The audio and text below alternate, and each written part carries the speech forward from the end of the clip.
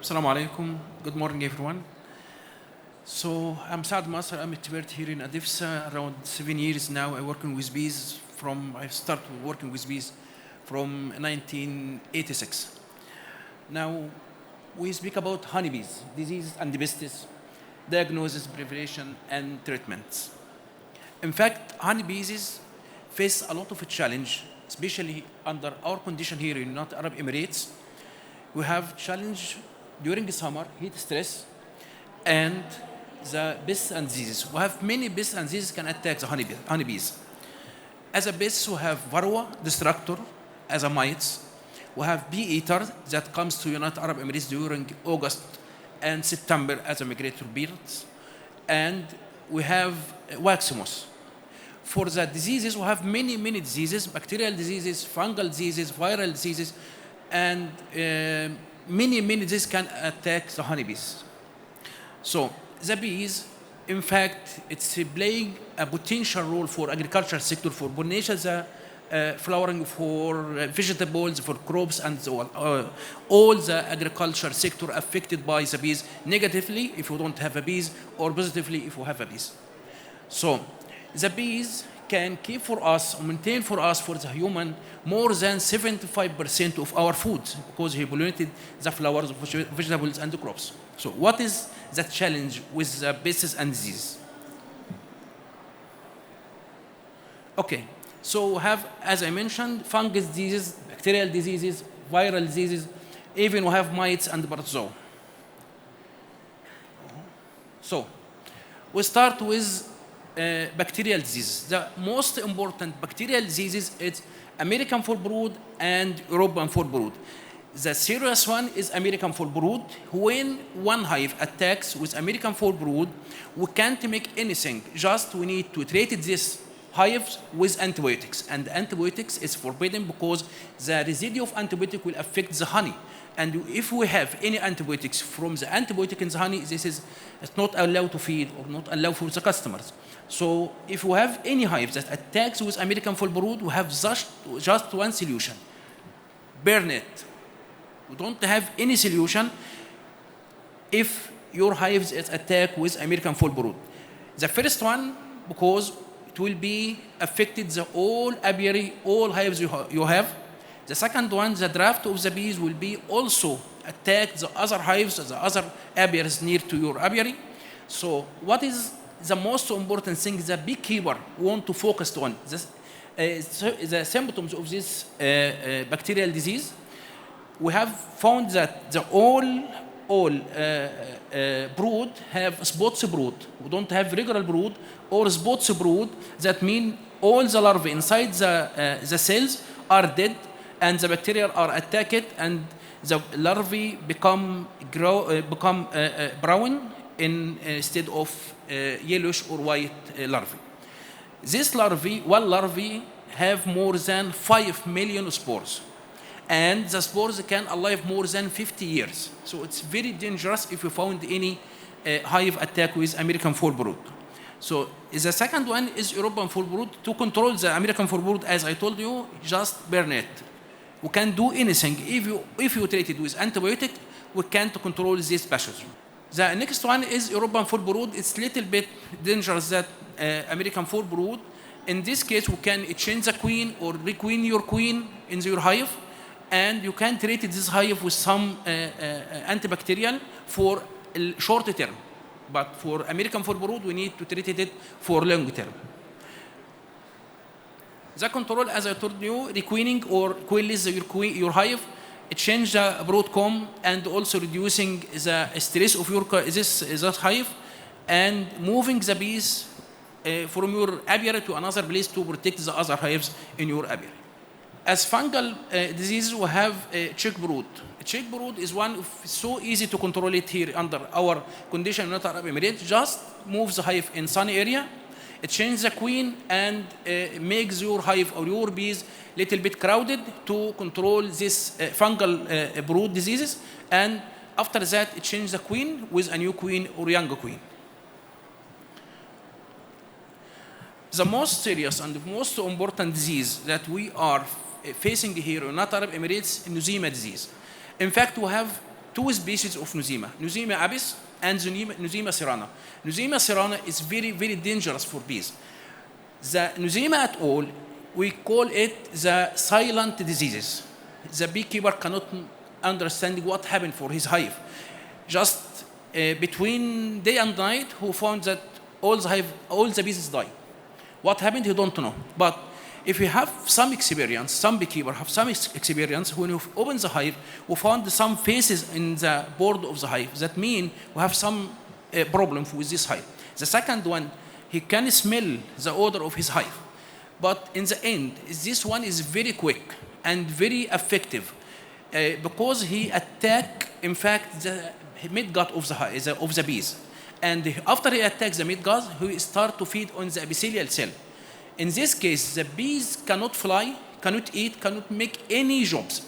So we found more of the bees in the ground around the hive, and most of them cannot fly, just easily working, and cannot fly, cannot feed, cannot do anything. So this is what happened in the midgut. This one is healthy one, this one is affected one, so it's completely digested or feed on the all epithelial cell of the midgut. So this is the Nosema, start here as a spore, and after that go in the mid of the epithelial cell and start to feed in the epithelial cell and completely digest it. Finalize all the cell of the cells in the midgut, and in the end the bees can die around 24 hours. All the bees will be die. So it always found it in the beginning of spring or the beginning of autumn. That means after we extract the honey, we can find Nosema in our hives. That means the immunity system, after we extract the honey, the immunity system of the bees become low down, and this is the time of Nosema that can attack the midgut of the bees. So all the beekeeper, after extract the honey, they have to treat your hive as a protected treatment against Nosema. You can use many treatment as a natural treatment, as we mentioned now. So it's no, I can say, if all the beekeeper want to have some attention what found outside of the hive, that the bees cannot fly, the bees cannot even walk in the hive. So we have many symptoms we can look for, especially, okay. So we need to, if we want to look for what happened for the adult bees, we need to collect some adult bees, we collect some larval bees, and go to the laboratory. We can't know what happened. If we can't go to the laboratory, we can't understand what happened. Take the bees, take the midgut, under the microscope, we can see the spores of these pathogens. The treatment, in fact, now we have many new treatment. Sometimes some beekeeper go to use some antibiotics, but this is not allowed now. It's prevent for all United Arab Emirates now. It's not allowed to use antibiotics, but you can use vinegar or honey vinegar with lemon 1:1, and then diluted in water and spray between the frames. This natural does not affect the honey, and in the same time cleans the midgut of the bees. This means you can protect your bees by using some natural product, especially vinegar and lemon or honey vinegar. And most of the beekeeper now, they understand how they know, you have the knowledge how you can make honey vinegar. We have many beekeepers here, you can find it, honey vinegar, even us can use it to clean our digestive system. The other pest that we have, wax moth. We have two kinds of wax moth, the great one and the lizard wax moth, and most of them are so distributed here in United Arab Emirates. And this also another challenge for the beekeeper to keep the apiary so clean to protect the hive against the wax moth. This is the wax moth that attacks the wax, especially when the wax have a lot of pollen. This is a wax moth. In this case, it's we can call it's meiosis, because we have a huge number of the maggots of wax moth. These are some symptoms of wax moth when attack the waxes. So this comes because the beekeeper cannot clean his apiary site. If you want to keep your hive protected against wax moth. Just clean your hive, collect the wax, and recycling your wax. We try to change the mentality of the beekeeper, how they can change the mentality, how they can recycling the wax. Now you can using the wax for many things. Even you can recycling as wax foundation. You can use in your hive. You can use for candle. You can use for many cosmetics. The wax is very expensive than the honey. You can I can tell you that 1 kilo of wax, the bees can consume more than 8 kilos of honey to produce 1 kilo of wax. So wax is very expensive. But the beekeeper, they need to understand this. We're working with the beekeeper more than 3 years now, and most of them change the mentality of starting using the wax. The control, just keep your frame in cold area, and in this case, the wax moth cannot grow, and the eggs cannot hatching and go through the life cycle. Just keep the frame in cold area or cold room. You can control the wax moth. The most dangerous pests we have, so we have Nosema, and then the next one, it's so dangerous for bees, Varroa mites. Varroa mites you can see by your eyes. Oh, sorry. Need to back. Yeah. This is Varroa mites, and this is the adult one. Varroa destructor or Varroa mites, it's attack the bees. Especially they can attack the larvae of worker bees and drones or males. They can't attack the queen larvae because the queen larvae life cycle cannot merge with Varroa mites. So this is the male of Varroa mites. Is not feeding. When just he hatching from the eggs, go directly to meet with the female, and after that he die. He meet with the female 2 times, and after that he dies, and the female complete the life cycle. In fact, the Varroa mite start distributed around the world from Asia, and after that it's distributed around all the world. Now we can't find any place around the world without Varroa mites. And this one is most dangerous pests that attack the bees, and we can say the CCD, colony collapse disorder. This is one of the most important one of this cycle, CCD. Now, the beekeeper can find the Varroa by his eyes, or if he can't find it by his eyes, that means the larvae was attacked with the Varroa and he can't see it. So it's very important to look for your hive at least 1 time weekly to see if you have Varroa or not. This is the life cycle of Varroa. The most important thing here, the Varroa go inside the cell in the 8 days after the egg laying.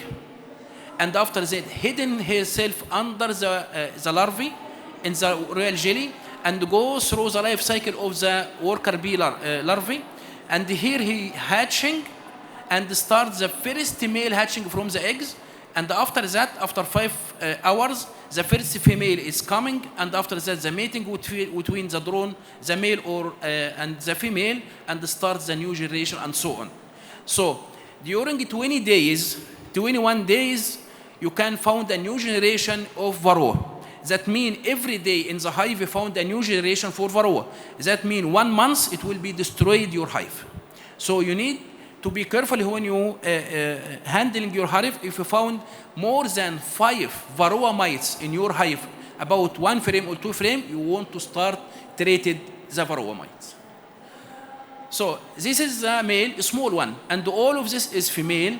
Just 1 male can mate it with all of them, and all of the female can start the life cycle again and again. This is the hawks of the Varroa mites that can start feeding on the larvae. This is the hawks, and they can start feeding in the larvae. And most of the people know that the Varroa mites can feeding on the hemolymph or the blood of the bees. But in fact, the new published workers from around 5 years ago, we found that the Varroa mites not feeding on the hemolymph, but feeding on the fatty bodies of the worker bees. That means that the beekeeper have to feed the hives with protein during the summer, especially during the summer, to grow up the fatty bodies in the worker bees to can tolerate it against the heat stress and tolerate it against the varroa mites. This is outbreak of varroa mites. And this spot broad when we affected with varroa mites or attacks with varroa mites, we can treat varroa mites with many treatment. In ADEFSA we have tried to found what is the best one to control the varroa mite. We have many treatment. We evaluate Abivar, Abigard, Abistand, and we found that Abivar is the best one here under our conditions. But now you can use also thymol extract against varroa mites. But if you beekeeper use thymol extract, be careful because the highest concentration of the thymol extract will be affect the behavior. The bees become more aggressive if you use thymol extract with high concentration. So this is the time that you can treat your hive before the season of summer season and cedar season. This all. Thank you.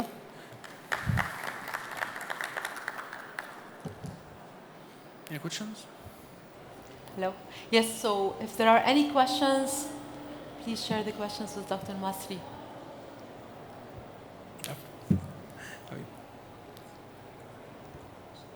Yeah, let's just bring the microphone. I was wondering about the economic issues that are caused by honeybee production problems such as mites and diseases. So in the UAE, how much is lost per year due to these diseases and mites, etc.? In fact, the beekeeper here in UAE imports the bees twice per year.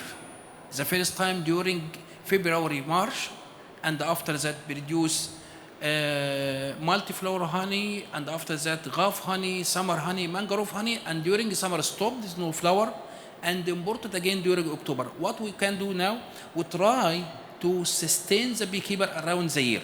That means all beekeeper cannot affected by the pests, but some beekeeper who start to maintain the hive during the year, they can affected by the pests, and this is in fact the first important thing that the American and European food brood cannot complete the cycle according to our conditions, but the most important thing in Nzima and Varroa.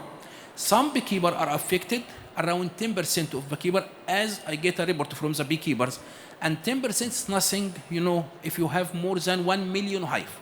Until now, as a report I get, it's no effect, it's no significant effect, according to the number of the hive and the number of report. Okay, thank you.